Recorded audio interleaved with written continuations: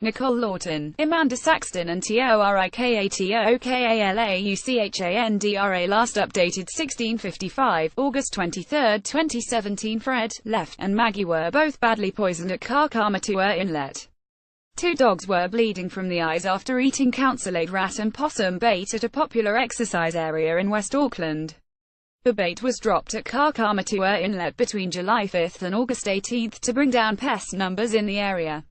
But despite being placed according to Ministry of Health requirements 20 meters away from tracks and 1.8 meters off the ground in bait stations, 6 dogs in total had still became violently ill after eating the pellets of poisoned carcasses. The Kakamatua Inlet is a well-licensed exercise area for dogs and their owners. 3 dogs were rushed to Green Bay vets in the past week. Tushi TZUS, Maggie and Fred, were bleeding from the eyes after consuming the bait. Read more. Pest bait, a costly threat to your dog. Assistance dog killed by possum poison at dog park. Dog dies after swallowing 1080 vet. The 3rd dog became ill after eating a dead possum that had been poisoned. Maggie and Fred's owner, who wanted to remain anonymous, said on Wednesday the dogs were recovering but Maggie was still very sore. "I'm very annoyed that it happened. We nearly lost Maggie," he said. "I think the council obviously needs to be doing more because Kakamatua Inlet is normally an off-leash dog area. A sign at the inlet warning locals about the bait. If it wasn't a dog area and it was just normal bush, I'd totally understand, but because it's area where dogs are usually running around off-lead, I think they needed to try harder to ensure dogs wouldn't be harmed." Green Bay Vet's veterinary nurse Alison Ameley said the poison, brodifacoum, was a powerful anticoagulant that made poisoned dogs bleed out within days if not treated. "It is treatable if they get to us quick enough," she said. "We give them the antidote, vitamin K and a drug to make them vomit, in case the poison is still in their system." She said all 3 dogs were out of the woods but would need monitoring and to be given vitamin K orally for about a month. "We're quite worried that we'll see more cases coming in, so we've put up signs in the clinics and we're making our clients aware of the dangers." 3 other poisoned dogs had also been treated at CareVets Glen Eden and Blockhouse Bay Vets.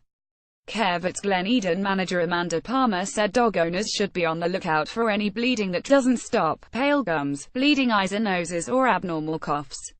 This particular bait causes the dog's blood to not clot so they hemorrhage internally. Even a little knock can set off a bleed. The wise thing would probably be to keep them away from Kakamatua Inlet at this stage.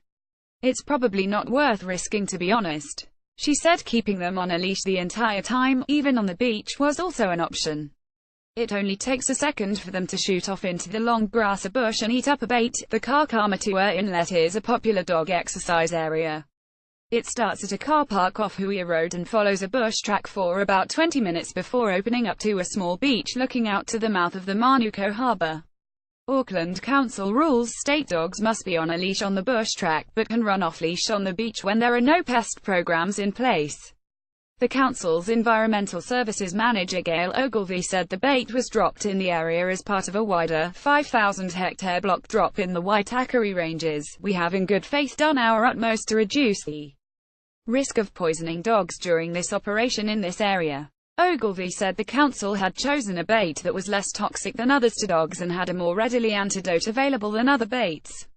The poison was placed in approved bait stations and there were clear warning signs on display, including at all normal entry points to the Kakamatua Inlet. But local dog owner Robin Jones said the signs were ridiculously small and feared people out walking their pets could easily miss them. "It's really sad as this is my, and lots of others, most favorite spot for taking the dogs. To be safe I won't be going there for another 4 months."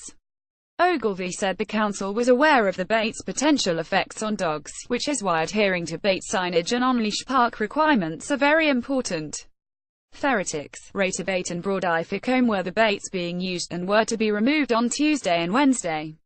But the poison would still be active in the soil carcasses until the end of September, and Ogilvie said owners need to keep dogs on the leash until then. This extended timeframe is to allow possum or rat carcasses to decompose to a point where they are no longer a danger to scavenging animals. Ogilvie said the council stood by its decision to use poison instead of other pest control methods, such as traps. Traps may well put dogs at greater risk than the current methods being used. Traps for possums usually need to be placed on the ground, and dogs would have easier access to these. Traps and other control methods are also less effective than bait, meaning that these control tools would need to be in place longer than the chosen method, again potentially placing dogs and other park users at prolonged risk. Stuff.